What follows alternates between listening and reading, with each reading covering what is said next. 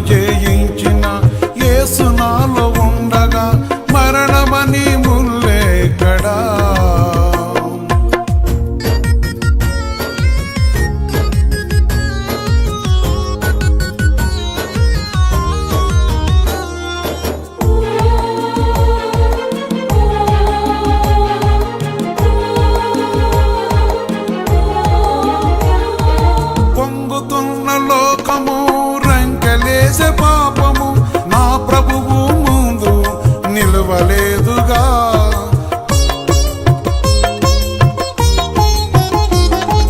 పొంగుతున్న లోకము రంకెలేసే పాపము నా ప్రభువు ముందు నిలవలేదుగా. ప్రభు కౌగిటిలోనే నేను ఉండగా, ప్రభు కౌగిటిలోనే నేను ఉండగా,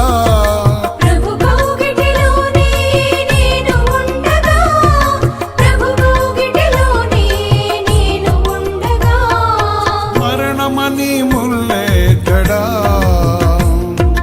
మరణము జయించిన యేసు నాలో ఉండగా మరణమని ముల్లెక్కడా?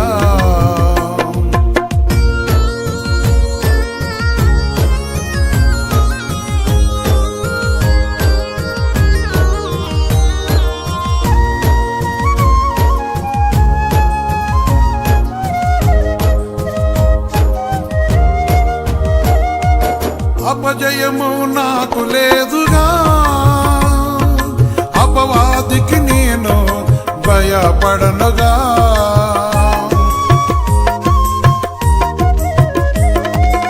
అపజయము నాకు లేదుగా, అపవాదికి నేను భయపడనుగా.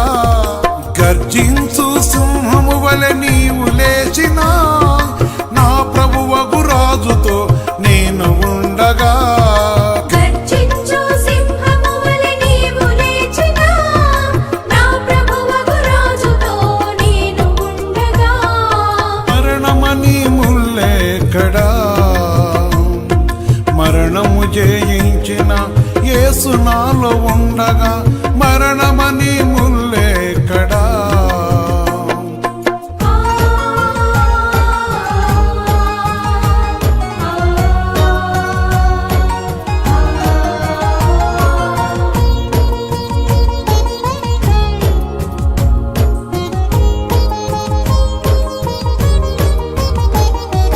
జయమిచ్చిన యేసు జయ యేసు, పునరుత్థాన శక్తితో నన్ను నింపుటకు.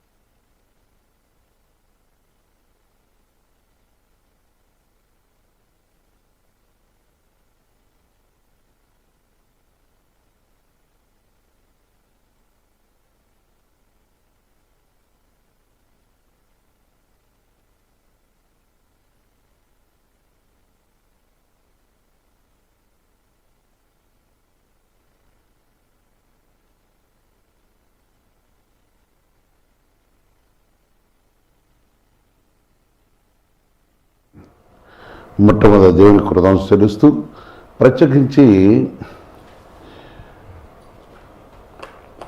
మరి పరిశుద్ధ వాక్యము ద్వారా మనం పొందుతున్న ప్రతి మేలుని బట్టి కృతజ్ఞతలు చెల్లిస్తూ మన హృదయములను ప్రభులో అంటు కట్టుకుని ఉండడం అనేది అది మంచిది, మేలుకరమైనది, ఆశీర్వాదకరమైనది.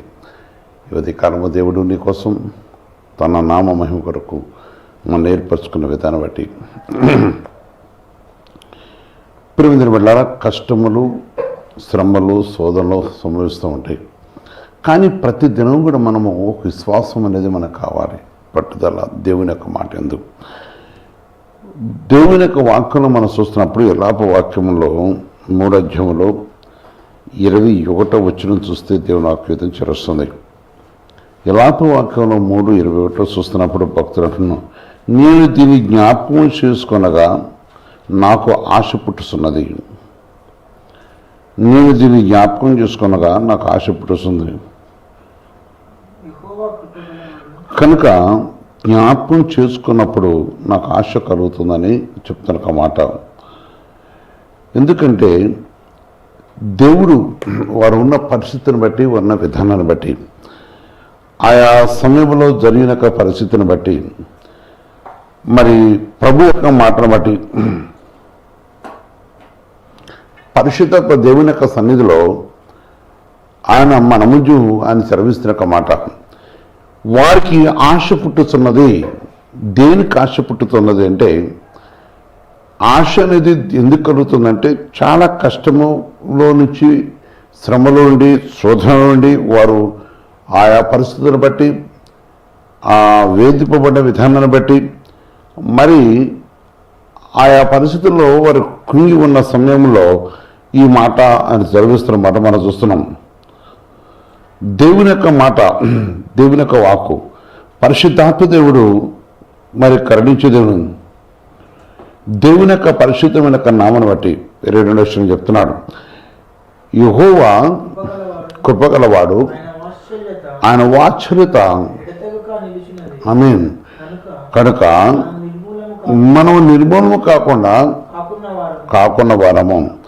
యెహోవా కృపగలవాడు, ఆయన కృపగలవాడు, ఆయన కనికరం గలవాడు, యెహోవా కరుణించేవాడు.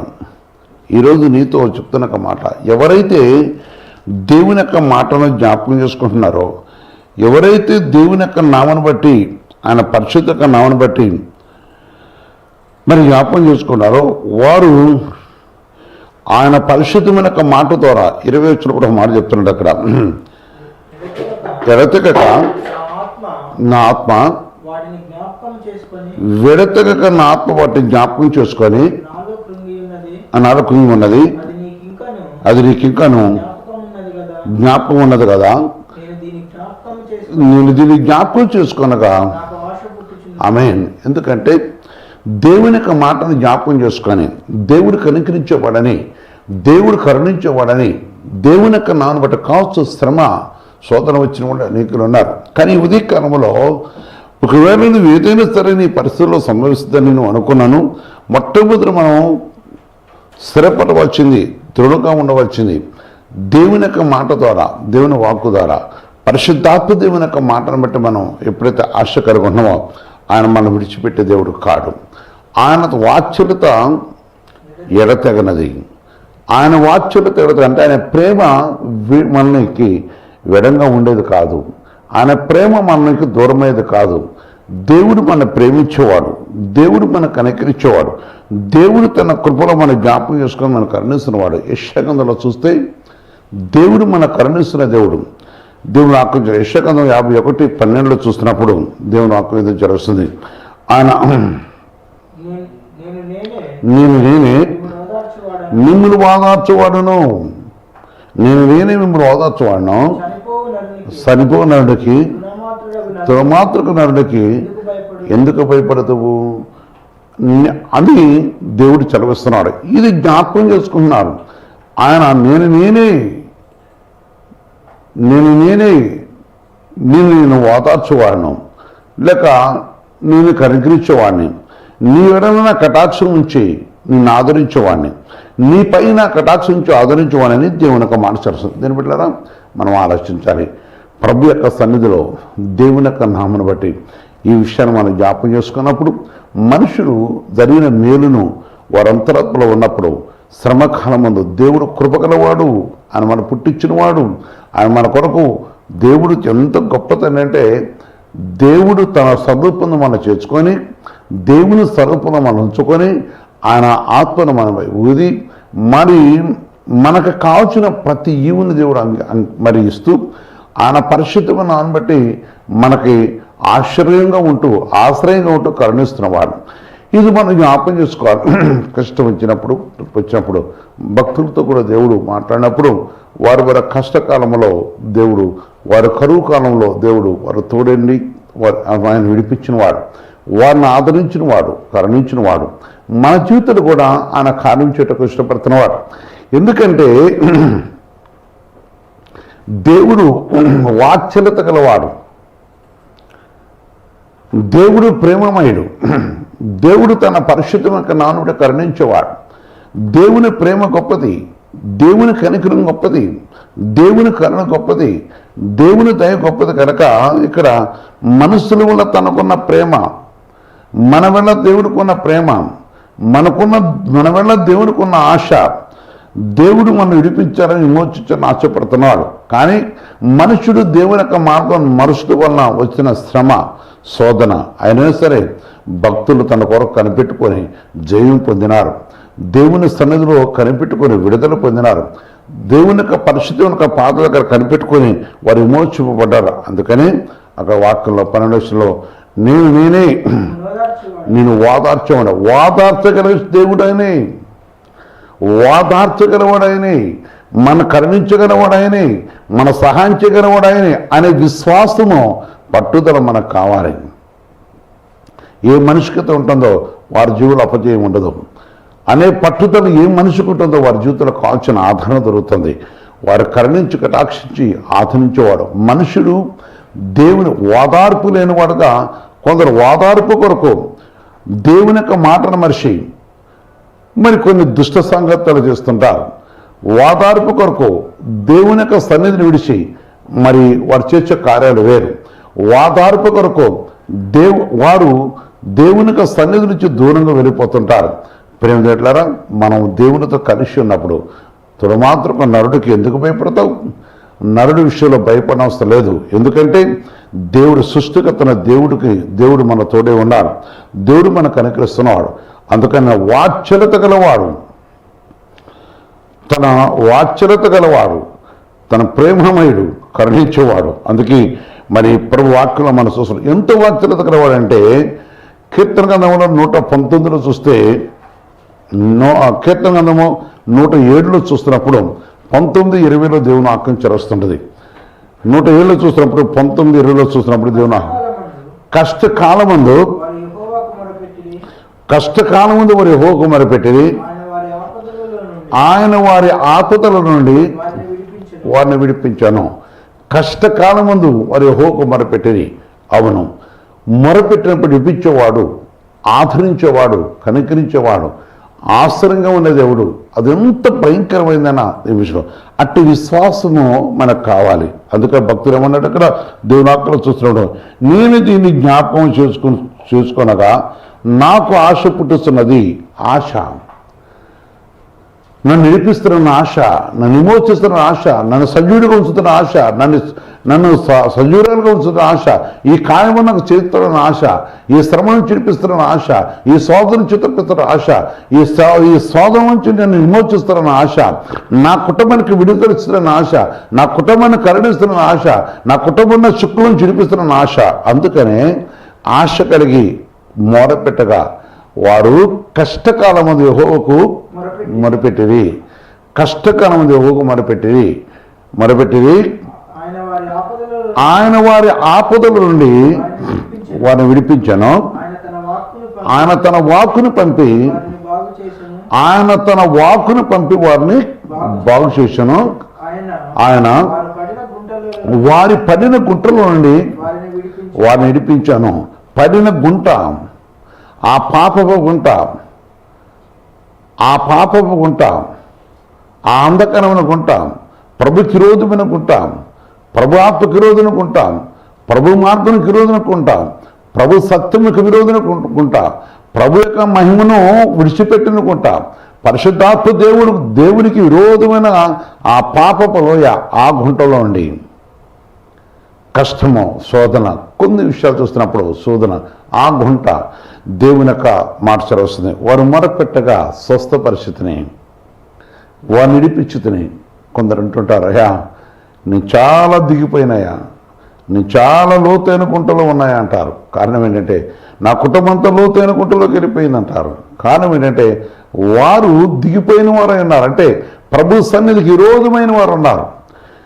ఈరోజు ప్రియమైన బిడ్డలారా, మీరెవరైనా కావచ్చు, ప్రభు నామమును బట్టి దేవుడు చదివిస్తున్నాడు. మీరెవరైనా కావచ్చు, పరిశుద్ధ దేవుడు చదివిస్తున్నాడు. ఆ గుంట నుంచి విడిపించగలిగే శక్తివంతుడు ఆయనే. అనగా మనం ఆ పాపం నుంచి బయట తీసుకురాగలవాడు ఆయనే. అందుకే ఆయనకు మనం మొరపెట్టుకోవాలి, అందుకే ఆయన మనం అడుక్కోవాలి.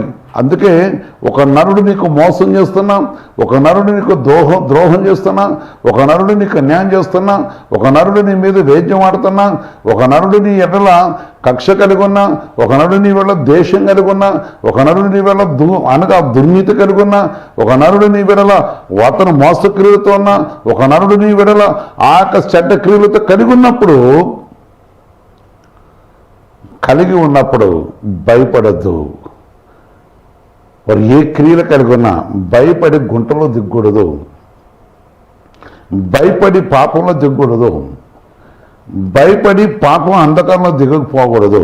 ఎందుకంటే ఆయన పరిశుద్ధుడు, ఆయన మనల్ని మోచించే దేవుడు. భయపడక మొరపెట్టినప్పుడు కరుణించేవాడు, ఆదరించేవాడు, కటాక్షించేవాడు. ఎంత గొప్ప దేవుడు ఆయన! తన పరిశుద్ధ నామమును బట్టి కరుణించక ఇష్టపడుతున్న దేవుడు. వారున్న నీవు పడి ఉన్న గుంటలో నుండి ఆయన వారిని విడిపించాడు. అందుకే ఆశ కావాలి, అందుకే ఆశ కావాలి. విడిపిస్తున్న ఒక ఆశ, విమోచిస్తున్న ఆశ. నాకు ఆశ కలుగుతున్నది, నాకు ఆశ కలుగుతున్నది. కారణము విడిపిస్తాడని, కనికరించే దేవుడని. ప్రేమ బిడ్డలారా, దేవుని ఆత్మ మన ప్రేమిస్తుంది. దేవుడు నిన్ను కనికరిస్తున్నాడు. అయ్యో ఈరోజు ఏంటి నా పరిస్థితిని అనుకోవచ్చు. ఈరోజు దేవుడు మనకిచ్చే వాగ్దానం ఏంటంటే, భక్తుడికి కలిగిన ఆశ నీకు కలిగినప్పుడు తప్పక నేను విడిపించేవాడు. భక్తుడు కలిగిన ఆశ నీకు కలిగిన తప్పక నేను విమోచించేవాడు. కనుక ఆశ నీలో పుట్టినప్పుడు దేవుడు తప్పక ఆయన పరిశుద్ధమైన బాహుసాచి నిన్ను కటాక్షించేవాడు, నిన్ను కరుణించేవాడు, నీకు మేలు చేసేవాడు, నీ కార్యం సఫలం చేసేవాడు. వాత్సల్యత గల దేవుడు, ఆ మరణం నుంచి తప్పించేవాడు, ఆ అంధకారం నుంచి తప్పించే దేవుడు, ఆ చీకటిలోంచి నేను విడిపించే దేవుడు. దేవుని వాక్యం చరుస్తుంది. దేవుని యొక్క పరిశుద్ధ మాటలు బట్టి చూస్తున్నప్పుడు కీర్తన 68:20 చూస్తూ కూడా ప్రభు వాక్యం చరుస్తుంది. ఆశ కలిగిన వారిని కీర్తన 68:20 చూస్తే, దేవుడు మా పక్షమున, దేవుడు మా పక్షమున పూర్ణ రక్షణ కలగజేవాడు, కలగజే దేవుడై ఉన్నాడు. మరణం తప్పించుట ప్రభువైన యెహోవా వశము. ఈరోజు నీ మరణం తప్పించేవాడు, ఆయన పూర్ణ రక్షణ కలగజేసేవాడు. ఆశ కావాలి. మరణము తప్పించుట యెహోవా వశము, ఆయన విషయంలో ఉన్నది. ప్రభువైన యెహోవా వశము, ఆయన విషయంలో ఉన్నది. నిన్ను తప్పించేవాడు, నిన్ను కాపాడేవాడు, నీ రాకపోకలో తోడే ఉండేవాడు, ఈ దినము నిన్ను ఆదరించేవాడు, ఈ దినం నిన్ను కటాక్షించేవాడు. ఈరోజు నీ వలన తన కృప నుంచి నిన్ను వర్ధలు చేస్తున్న దేవుడా. ప్రేమన దేవునికి బిడ్డలారా, ఎవరైనా కావచ్చు, ఆయన పరిశుద్ధుడు కనుక దేవుని ప్రభుని చూపిస్తూ ఆదరించే దేవుడు కనుక నిన్ను తప్పించుటకును, విడిపించుటకును, నిన్ను ఆదరించుటకు, నిన్ను ఆదుకోటకును, నీ వల్ల తన కనికరం కలిగి ఉంటుకో ఆయన ఇష్టపడుతున్నాడు. అందుకే ఆశ, నాకు ఆశ కలుగుతున్నది. ఈరోజు ఈ శ్రమను చిడిపిస్తున్న ఆశ, ఈరోజు ఈ శోధనను తప్పిస్తున్న ఆశ, ఈరోజు ఈ కష్టం చిడిపిస్తున్న ఆశ. నా దేవుడు నాకు ఆశ కలిగిస్తున్నాడని దేవుని యొక్క వాక్యం చదువుతున్నాయి. భక్తుడు అన్నాడు. అదే ఎల్లప్ప వాక్యం 3 చూస్తే, ఎల్లప్ప వాక్యం 3:24 చూస్తారు, 24 చూస్తే కూడా దేవుని వాక్యం ఈ విధంగా చదువుతుంది. ఏమిట్లేదా? యెహోవా నా భాగమని ఆమేన్. యెహోవా నా భాగమని అనుకొనుచున్నాను. ఎందుకంటే ఆయన పరిశుద్ధమైన తండ్రి కనుక యెహోవా నా భాగమని అనుకొనుచున్నాను. ఆయన యందు నేను నమ్మిక ఉంచుకొనుచున్నాను. నమ్మిక ఆయన యందు నేను నమ్మిక ఉంచుకొనుచున్నాను. ఆయన యందు నేను నమ్మిక ఉంచుకొనుచున్నాను. తను ఆశ్రయించి వారి వెడల యెహోవా దయాళుడు. ప్రియమైన సహోదరి సహోదరా, ఆయన దయగల దేవుడు. ఈరోజు ఎవరిని ఆశ్రయిస్తావు? ఈరోజు ఎవరిని ఆశ్రయిస్తావు? ఈరోజు దేన్ని ఆశ్రయిస్తావు? ఈరోజు దేని కొరకని పెట్టుకుంటావు? ఆశ కలుగుతున్నది. నేను బ్రతుకుతున్న ఆశ. కొందరు అంటుంటారు, అయ్యా దేవుడు బతికిస్తున్న ఆశ కలుగుతుందయ్యా అంటారు. ఇంతకాలం బ్రతకాలని ఆశ ఉందయ్యా అంటారు.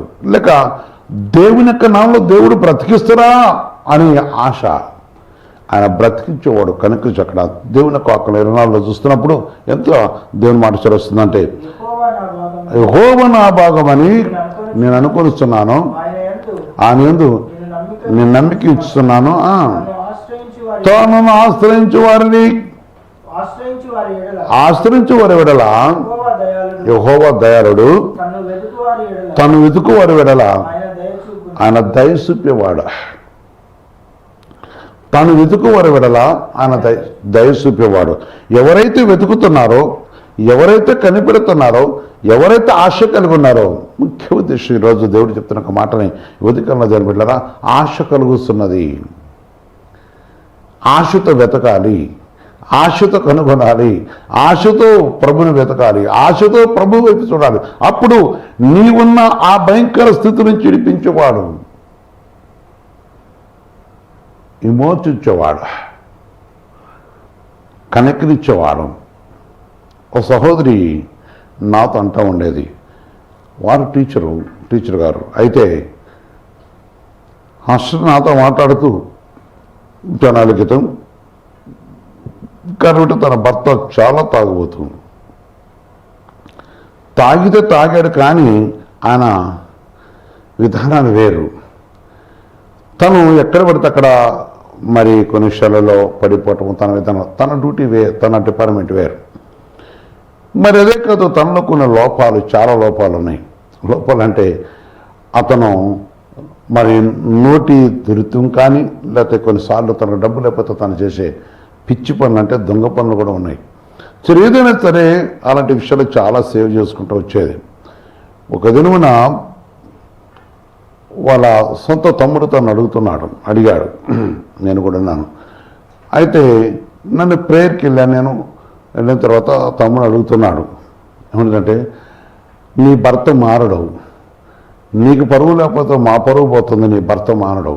తాగేవాళ్ళు చాలామంది అన్నారు, అనుకున్న దొంగ బుద్ధులు, అనుకున్న విధానము, అది మా పరువులు పోతున్నాయి అంటే ఆమె ఏమన్నది, నా భర్త మారుతాడు, నా భర్త తప్పకుండా మారుతాడు అని నా వైపు చూసి అప్పుడు నాతో అన్నది, అయ్యా మీరు చెప్పండి, మారుతారా మారడా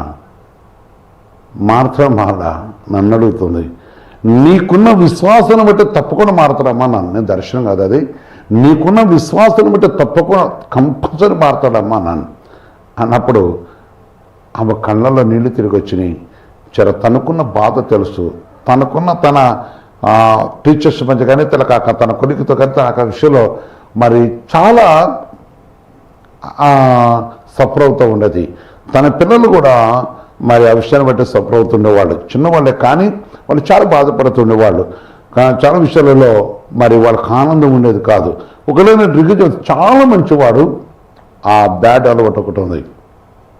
అయితే ఆ పరిస్థితిని బట్టి కుంగిపోతున్నప్పుడు ఆమె అనేది, నాకు ఆశ కలుగుతున్నది అనేది, నా భర్త తప్పుగా మారుతాడనేది. దీన్ని పెట్టలేదా మరి పరిస్థితి దేవుని బట్టి తను మారటమే కాదు, గాస్పుల్ అనేక ప్రాంతాల సువార్త ప్రకటించాడు.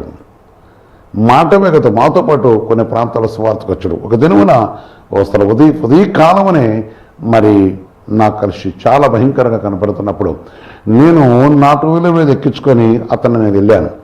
వెళ్ళిన తర్వాత చిన్నప్పుడు కొన్ని విషయాలు మాట్లాడాను. ఆ విషయాన్ని ఛాన్సర్లు వింటున్నాను, ఇదంతా కామన్లే అని అన్నాడు ఆయన. ఏమి జరిగిందో తెలీదు. ఆ రోజు సాయంత్రం నా దగ్గరకు వచ్చాడు. ఆ రోజు సాయంత్రం వస్తే నేను ఒక ప్రాంతానికి వెళ్ళి ప్రేయర్ చేసుకుంటుండేవాడిని. నేను ఆ ప్రాంతానికి వెళ్ళి ప్రేయర్ చేసుకోవటానికి నేను వెళ్ళినప్పుడు నాతో పాటు వచ్చాడు. నేనే పిలవలేదు, నాతో పాటు వచ్చాడు.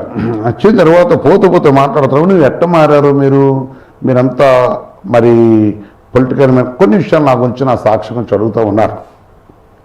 నేను మాట్లాడుతూ ఉన్న తర్వాత చిన్న సాక్ష్యం ఇచ్చాను. సాక్ష్యం ఇస్తూ మరి ప్రార్థన చేసిన విషయాన్ని గురించి, నా కోసం ప్రార్థన చేసే వారి గురించి, మరి ప్రభు సన్నిధిలో అటు నా భార్య కానీ నా తల్లి కానీ ఇంకా కొందరు బిడ్డలు అడుగుతున్న విధానాన్ని బట్టి పరిశుద్ధాత్మ దేవుని సన్నిధిలో ప్రార్థించే విషయాన్ని జ్ఞాపం చేస్తూ, మరి మా పితరులు అంటే మరి ప్రభు ఆత్మకి విరోధమైన విషయాల గురించి, మరి ప్రభు సన్నిధిలో ఏ విధంగా జీవించిన విషయాలు కూడా మరి తనతో సాక్ష్యం ఏమి చెప్పలేదు, ఆయనకి ఏమలేదు, జస్ట్ సాక్షి చెప్పి అయిపోయింది. నేను ప్రేయర్లో ఉన్నప్పుడు నాతో పాటు ఉన్నాడు. ఆ తర్వాత నేను ఉన్న 3 గంటల చెప్పు నాతో పాటు ప్రేయర్లో ఉన్నాడు. మోకరించాడో పండుకున్నాడో లేచాడో నేనైతే చూడలేదు, కానీ నేనైతే ప్రార్థన చేసుకుంటూ ఉన్నాను. ప్రేయర్ అయిపోయిన తర్వాత ఏడుస్తూ నా యాంక చూసి అన్నాడు కదా, మీరు నా కోసం ప్రార్థన చేయండి అంటే దీనికన్నా మోకరిచ్చే ప్రభు నామం బట్టి ప్రత్యతపడి ఏడ్చాడు.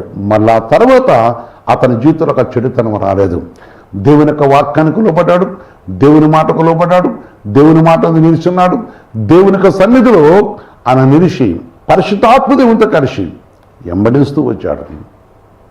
తర్వాత వారు ఒక చక్కని జీవితం కలిగి మంచి కుటుంబం ఉన్నారు. దానివల్ల ఆశ కావాలి. తన భార్య ఒక టీచర్ గారు, చాలా యాక్టివ్గా ఉండేవాళ్ళు. కానీ తనున్న మరి పరిస్థితి బట్టి నా భర్తను దేవుడు మారుస్తాడు. చాలామంది ఆ మాట అనరు, తిడుతుంటారు, వీళ్ళ జాతి మంచిది కాదు, లేక కొన్ని విషయాలు వారు కుల విధాన్ని వాళ్ళు కొన్ని విషయాలు మాట్లాడుతుంటారు. ప్రియమైన దేవుని బిడ్డలారా, ఆయన పరిశుద్ధుడు. ప్రార్థన ఎప్పుడు కూడా విడిచిపెట్టేవాడు కాదు, సహాయం చేసేవాడు. ఆయన వెంబడిస్తూ వచ్చాడు. యోహాను సువార్తలో చూస్తున్నప్పుడు, యోహాను సువార్త 4వ అధ్యాయంలో దేవుని వాక్యం చరుస్తుంది. యోహాను సువార్త 4వ అధ్యాయంలో చూస్తే 41, 42 చెప్తున్నాడు. దేవుని తట్టు ఆశతో ఏ విధంగా పరిగెత్తారంటే, ఆయన మాటలు వినందున ఇంకాను అనేకులు నమ్మి ఆ స్త్రీని చూచి ఇక మీదట నీ చెప్పిన మాటను బట్టి కాక మా మట్టుకు మేము విని నిజంగా లోక రక్షకుడని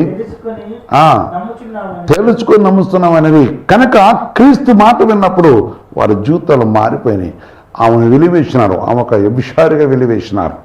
కానీ దేవుడు ఆమెతో మాట్లాడు. అదే గొప్ప రహస్యం ఏంటంటే, ఎవరు దేశిస్తారో వారిని యేసయ్య వెతుకుతూ ఉంటాడు.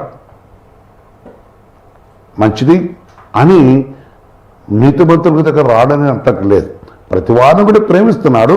కానీ వాక్యం చరుస్తుంది. ఆయన తప్పక కరుణించేవాడు, ఆయన రక్షణ కలగజేసేవాడు. ఈరోజు ప్రభు సన్నిధిలో ఉన్న ప్రేమ బిడ్డలారా, రక్షణ కలగజేసే రక్షకుడు. అందుకని ఈ విషయం జ్ఞాపం చేసుకొని మరి ప్రభు నామను బట్టి ఆశ, విశ్వాసము, ఆ కుమార్తె కలిగిన విశ్వాసము నీకు కూడా కలిగి ఉన్నప్పుడు నీ క్రియలు బట్టి నీ కుటుంబంలో అనేకులు ప్రభు తట్టు చూస్తారు.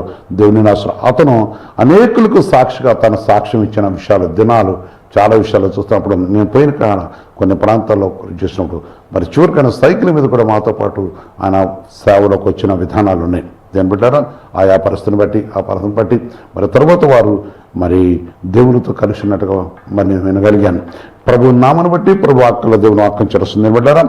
మరి ఈ సమయంలో దేవుడు సెలవిచ్చినట్టుగా మరి మీరు కూడా జ్ఞాపకం చేసుకున్న ఆశతో పరిశుద్ధాత్మ దేవుని సన్నిధిలో దేవుడు అధికారం నీతో చెప్తున్న మాట నీతోనే చెప్తున్నాడు కనుక నీ జీవితంలో జ్ఞాపకం చేసుకుని మోకరించుడు ప్రార్థన చేద్దాం.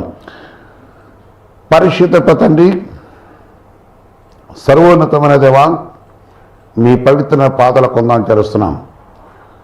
ఈ ఉదయకాలంలో ప్రభా మీరు ఈ గొప్ప వాగ్దానంతో మా దగ్గరకు వచ్చినారు.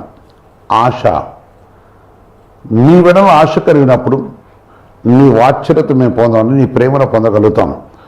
మీ కొరకు కనిపెట్టుకున్నప్పుడు మీరు ప్రభా ఎడతెగగా నీ ప్రేమ నిరూపించేవారని మీరు సెలవిచ్చినారు. నీ కృపను ప్రతి బిడ్డని జ్ఞాపం చేసుకోండి. రక్షణ నీలో ఉన్నది, నీ నామను బట్టే రక్షణ ఉన్నది, నీ నామను బట్టే సమాధానం ఉన్నది, నీ నామను బట్టే నిత్యరాజ్యం ఉన్నది, నీ నామను బట్టే నిత్యజీవం ఉన్నది, నీ నామను బట్టే ఆదరణ ఉన్నది, నీ నామంలోనే ప్రభావం ప్రతి మనిషికి అక్కర ఆశలు తీర్చే దేవుడు కనుక నీ తట్టు చూసే కృప తెచ్చండి. ఈ సమయం ప్రగతండి ఈ వాక్యం వినేవారు, అదేవిధంగా ప్రభా క్రీస్తు సంఘము, అదేవిధంగా ప్రభా నీ పరిశుద్ధమైన నామను బట్టి మా దేశాన్ని కూడా జ్ఞాపం చేసుకొని నీ పరిశుద్ధమైన తట్టు తిరిగి కృప కూడా దయచేయండి. నీ నామకు మహిమగా ప్రతి వారు నీ తట్టు తిరిగి సహాయం చేసి ఈ సమయం చదివించిన మాట ప్రకారం నీ కృపల ప్రభుత్వండి ఈ దినదీవులతో నింపుతూ ఆశీర్వదిస్తూ నీ నామ మహిమార్థమే ప్రభు ఈ జీవితాలు మార్చబడి నీకు లోబడి ఉండే కృప తెచ్చి మీరు ఆశీర్వించమని యేసుక్రీస్తు నామమున ప్రార్థించి వేడుకొస్తున్నాం తండ్రి. ఆమేన్ ఆమేన్. అందరికీ వందనాలు.